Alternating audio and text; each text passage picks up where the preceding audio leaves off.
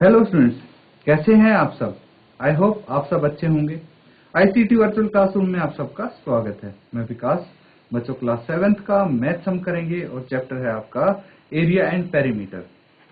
तो बच्चों area and perimeter को हम यहाँ पे कंटिन्यू करेंगे। काफी सारे क्वेश्चंस इसके हम कर चुके हैं। तो बच्चों अब देखिए क्या क्वेश्चन आपके सामने आने वाले हैं।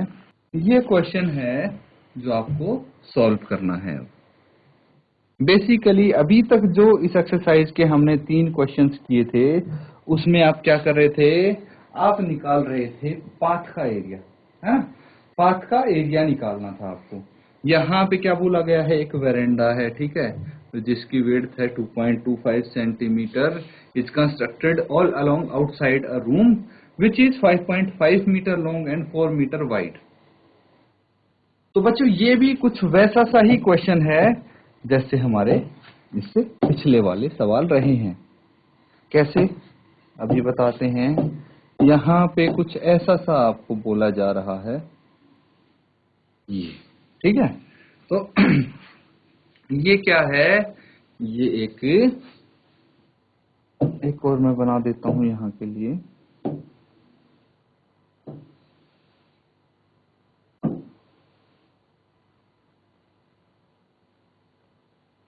तो जो ब्लू कलर वाला आपको रेक्टेंगल दिख रहा है ये एक वेरेंडा है, ठीक है।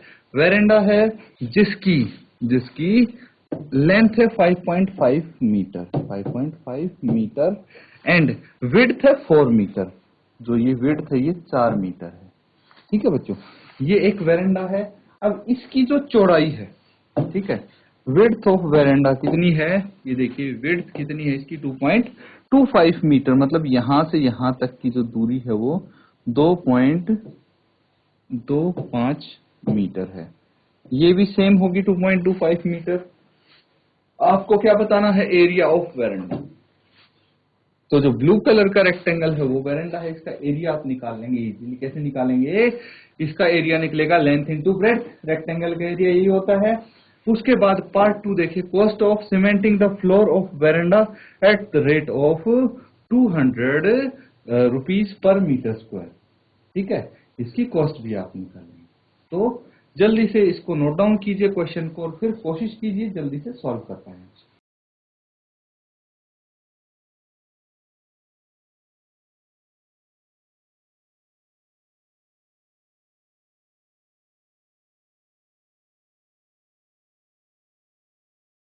तो बच्चों किसका आंसर आ गया है, जिसका आंसर आ गया है अपना आंसर आप शेयर करें, आंसर बताएंगे। हैंड रेज कीजिए अगर किसी का आंसर आया है तो। क्या किसी बच्चे का आंसर आया है। यहाँ पे देखिए कि सबसे पहले जो ये आप देख पा रहे हैं ABCD, ये एक रूम है ना, ये एक रूम है। तो लेंथ ऑफ अ रूम कितनी है भाई, जो ये रूम है इसकी लेंथ है 5.5 metre, length of a room 5.5 metre. फिर ब्रेड्थ करेंगे आप, ब्रेड्थ ऑफ अ रूम ये आपको 4 मीटर पता है, ठीक है। लंबाई और चौड़ाई ये इस कमरे की आपको पता है। अब क्या बोला गया है, एक वेरेंडा है जो कि 2.25 मीटर चौड़ा बनाया गया है कमरे के बाहर। तो आप लिखेंगे width of veranda,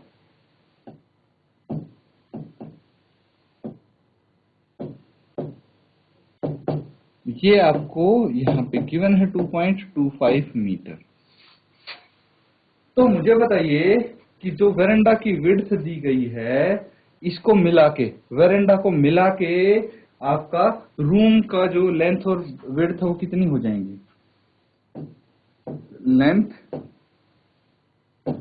of room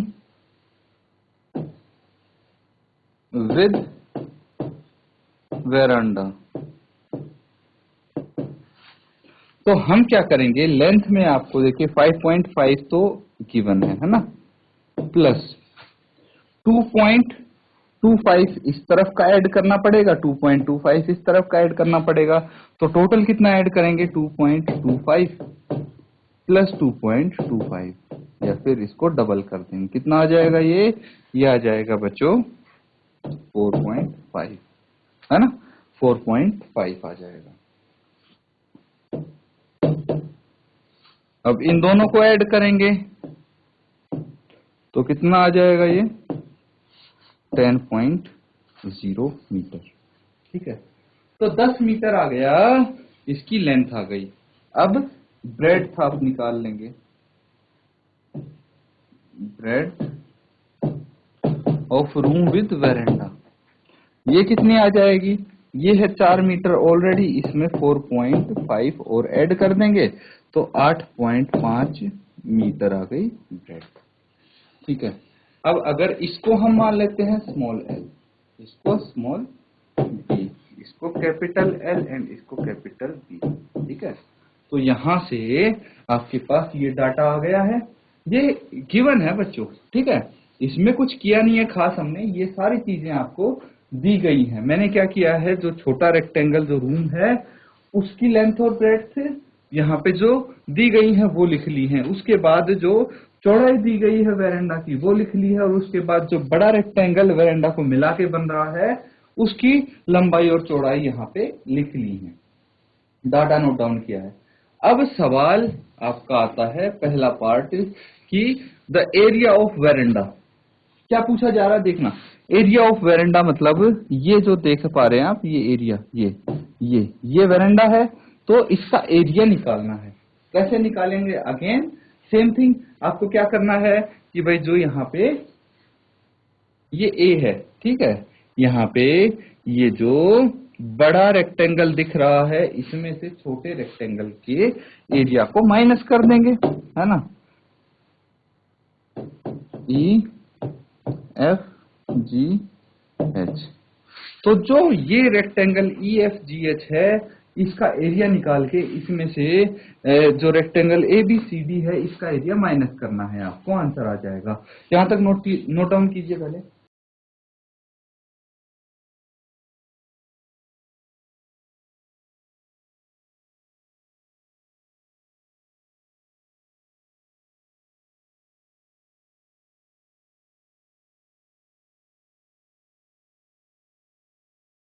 तो बच्चों आ गया, नोट डाउन कर लिया सबने? ठीक है, अब इसका आंसर करना है। बताइए किस किस का आंसर आया फर्स्ट पार्ट का, क्या आंसर आया है आपका? शाबाश, अगर आपका फर्स्ट पार्ट का that is area of verandah आ गया है तो हैंड रेज कीजिए। एरिया अगर आ गया है आपका, हाथ खड़ा करके बताइए बच्चों, किसी का आया है एरिया, क्षेत्रफल? चलिए कोई बात नहीं, बहुत ही इजी है। जीआईसी कोड कंडारा। सर आंसर, बोलिए बेटा, शाबाश। Sir answer 1.0 metre. बेटा एरिया पहली बात तो स्क्वायर में आएगा, है ना।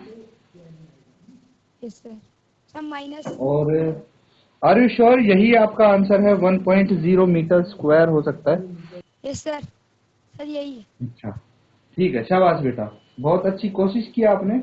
अभी बाद में हम चेक करेंगे, आप बैठ जाए। और कोई बच्चा जो आंसर देना चाहता हो, अगर इससे कुछ भी अलग आंसर आया है आप बता सकते हैं, है ना।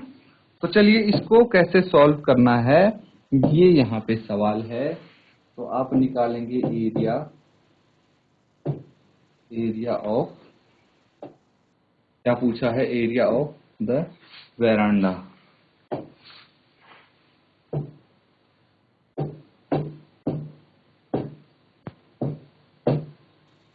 बच्चों आपको यहाँ पे जो मैं करके दिखा रहा हूं इसका सॉल्यूशन, इसका मतलब ये है जो आपने किया है हल अपनी कॉपी में, उसको इससे चेक करेंगे।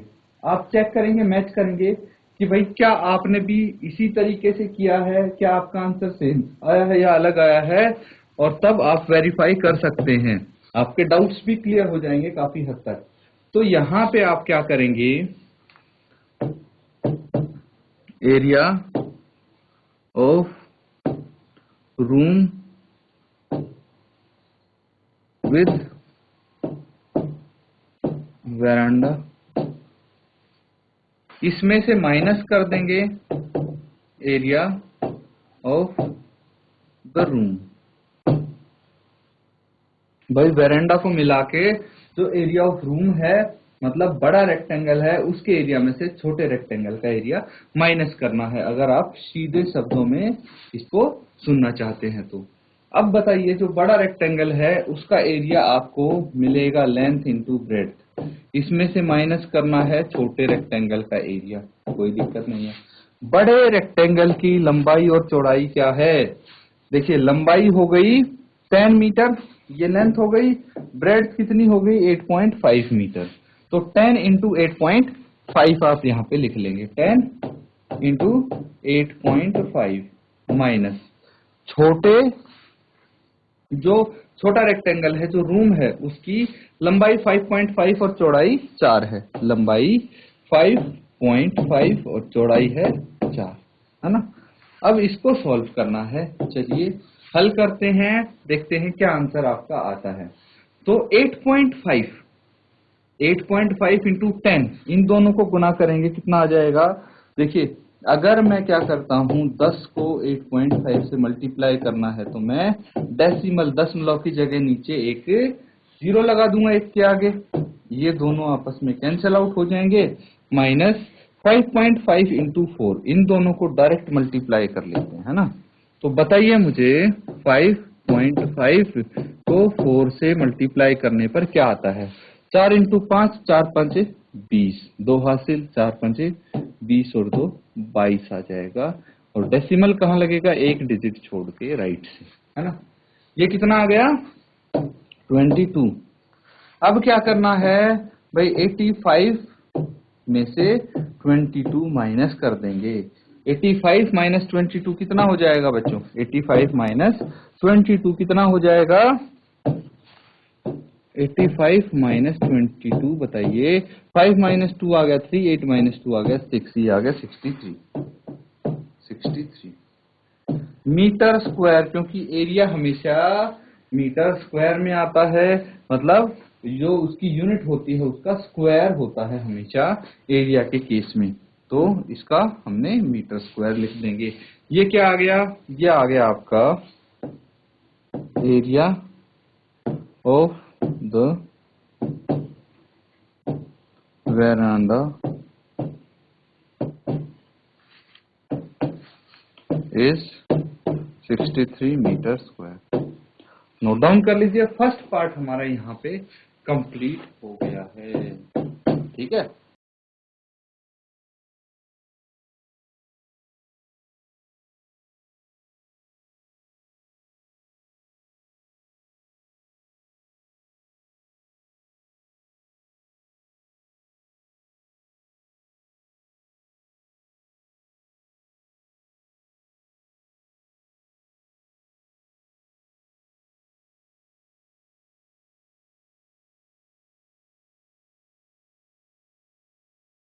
बच्चों ये सबने नोट डाउन कर लिया है। पार्ट 1 यहाँ पे हमने कंप्लीट किया है। पार्ट 2 देखिए, इसका दूसरा भाग क्या बोलता है? Find the cost of cementing the floor of the veranda at the rate of 200 rupees 200 पर मीटर स्क्वायर। मतलब ये बोला गया है कि भाई उसकी, अगर हम सीमेंटेड करते हैं उस वेरेंडा के फ्लोर को, तो उसकी कीमत बतानी है आपको। क्या कीमत है, किस रेट पे? भाई 200 रुपए लगते हैं 1 मीटर वर्ग को सीमेंटेड करने पे। तो जो टोटल एरिया आया है आपका कितना? 63 मीटर, उसमें कितनी कीमत लगेगी, कितने पैसे देने पड़ेंगे? तो आपको पता है the cost of cementing 1 metre square of floor of veranda, ठीक है। आपको यहाँ पे ये पता है the cost 1 metre square floor of the veranda.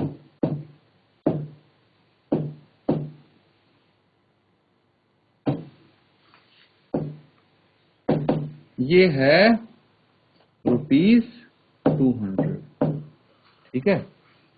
200 रुपए इसकी 1 मीटर स्क्वायर की सीमेंटिंग की कीमत है। हमें निकालना है किसकी cost, the cost, therefore the cost of cementing 63 metre square floor of the veranda. ये हो जाएगा भाई 200 इंटू 63, कितना आ जाएगा ये 63 इंटू 200, 200 एज इट इज, फिर 3 दूनी 6, 6 दूनी 12, 12,600 रुपए। ठीक है, ₹12,600, 12,600 रुपए देने पड़ेंगे अगर इसकी वेरेंडा की सीमेंटिंग करवानी है तो देखिए इसी तरह आपकी रियल लाइफ में कोई चीज आती है तो उसका एरिया कैसे निकाले। देखिए माप अगर आपको दे दिया जाए उसके माप के, तो उसका एरिया, कीमत, सीमेंटिंग की कीमत या कुछ काम उसमें हो रहा है उसकी कॉस्ट आप निकाल सकते हैं बड़ी आसानी से, इजीली, है ना। तो इसीलिए ये काफी इंपॉर्टेंट होता है आपके लिए चैप्टर। ध्यानपूर्वक इसको पढ़ें और रिवाइज भी करते रहें साथ में। क्वेश्चन कंप्लीट होता है, ये नोट डाउन कर लीजिए।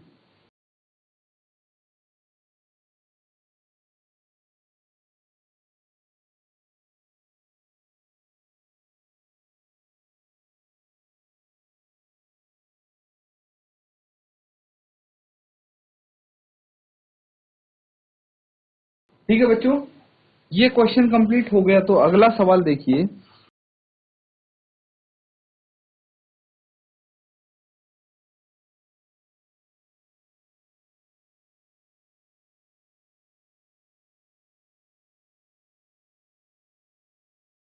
क्या बोला गया है, a path 1 metre wide is build along the border and inside a square garden of side 30 metre. Find the area of the path, the cost of planting grass in the remaining portion of the garden at rate of ₹40 per metre square. कुछ वैसा सा ही question है, थोड़ा सा इसको ध्यान से समझने की कोशिश करो और खुद से एक बार नोट डाउन करो पहले और इसका डायग्राम बनाने की कोशिश करो। ठीक है, फिर आप इसको इजीली सॉल्व कर सकते हैं। तो बोला क्या गया है, देखिए 1 मीटर चौड़ी पाथ, ठीक है, 1 मीटर चौड़ा रास्ता बनाया गया है। ठीक है, 1 मीटर वाइड जो पाथ है is built along the border, मतलब जो उसके किनारे किनारे हैं स्क्वायर गार्डन के, वर्गाकार जो गार्डन है उसके जो किनारे हैं उसके साथ साथ 1 मीटर चौड़ी एक पाथ बनाई गई है। ठीक है, स्क्वायर गार्डन की जो भुजा है, साइड है, वो 30 मीटर है। फाइंड क्या करना है, जो रास्ता है, जो पाथ है, उसका एरिया, क्षेत्रफल फाइंड आउट करनी है और कॉस्ट फाइंड आउट करनी है। अगर जो बाकी का जो पोर्शन है उस पे हम घास लगाते हैं तो। ठीक है, इसको नोट डाउन करो, डायग्राम बनाने की कोशिश करेंगे।